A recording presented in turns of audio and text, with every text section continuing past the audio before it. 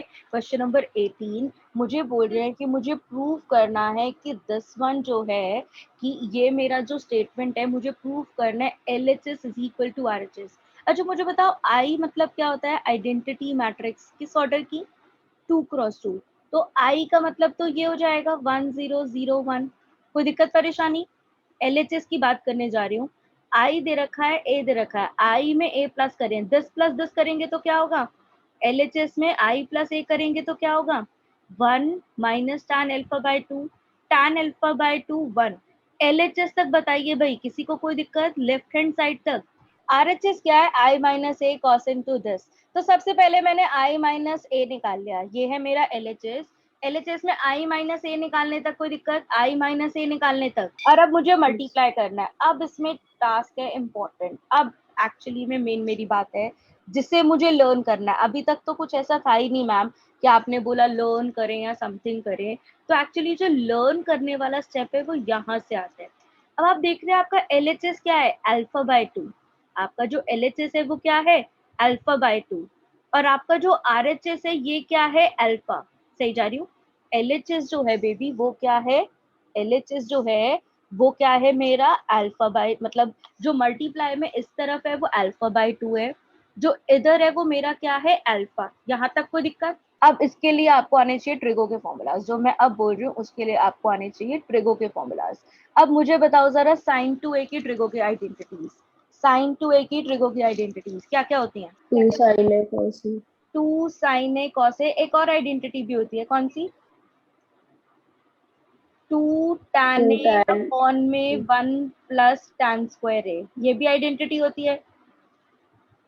अच्छा, similarly cos 2a की भी कुछ आइडेंटिटीज होती हैं। कौन कौन सी आइडेंटिटीज होती है cos 2a?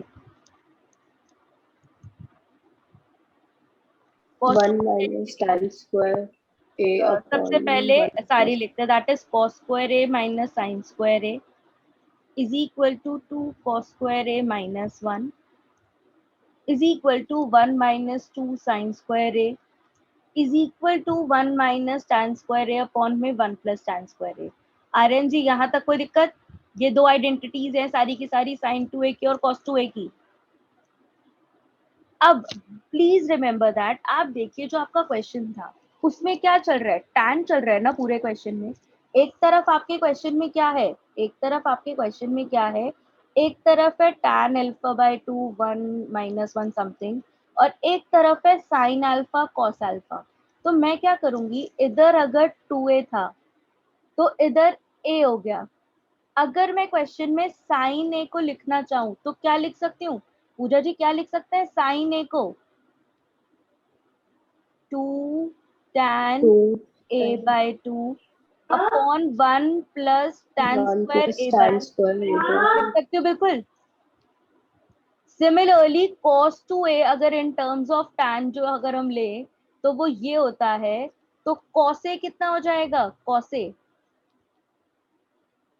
1 minus tan tan square a square by alpha 2 upon में by 2। 1 plus tan square a by 2। तो ये दो आइडेंटिटीज, यानी कि अब जहां पर भी साइन ए है मैं उसकी जगह ये रिप्लेस कर दूंगी, और जहां पर भी cos a है उसकी जगह मैं ये रिप्लेस कर दूंगी। मैंने क्या किया, ये सारी बात मैंने यहाँ पर भी आपको मेंशन करके दिया है।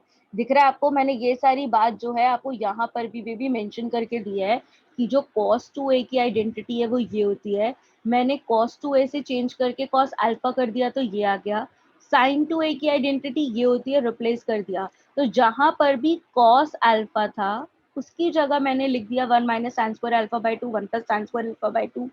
जहां पर भी sin अल्फा था उसकी जगह मैंने क्या रिप्लेस कर दिया? 2 tan अल्फा अपॉन में 1 plus tan square alpha by 2। इसके बाद मैंने सिर्फ कैलकुलेशन को इजी करने के लिए क्या किया, tan अल्फा बाय 2 को t ले लिया। अब आप पूरे क्वेश्चन में tan अल्फा बाय 2 भी चला सकते थे, कोई दिक्कत नहीं थी, बट ये बहुत गंदा लग रहा था कैलकुलेशन में चलाने के लिए, तो जहां जहां tan अल्फा बाय 2 था मैंने t ले लिया। अब बताइए इस वाले स्टेप तक किसी को कोई दिक्कत? इस वाले स्टेप तक? No one। अब इसके बाद मैट्रिक्स मल्टीप्लिकेशन करना है।